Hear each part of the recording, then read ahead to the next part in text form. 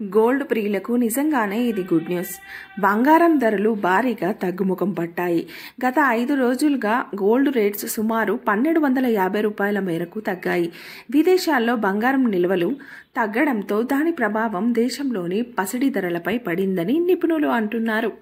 గురువారం 22 క్యారెట్ల 10 గ్రాముల బంగారం ధర 260 రూపాయల మేరకు తగ్గి 65,990 రూపాయలుగా ఉంది.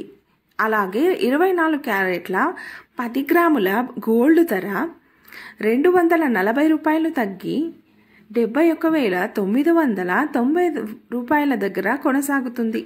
దేశంలోని వివిధ ప్రధాన నగరాల్లోనూ బంగార ధరల్లోనూ స్వల్పంగా తేడాలు కనిపిస్తున్నాయి. వెండి కూడా బంగారంని అనుసరిస్తుంది. గడిచిన 5 రోజుల్లో ఏకంగా 4,100 మేరకు తగ్గింది.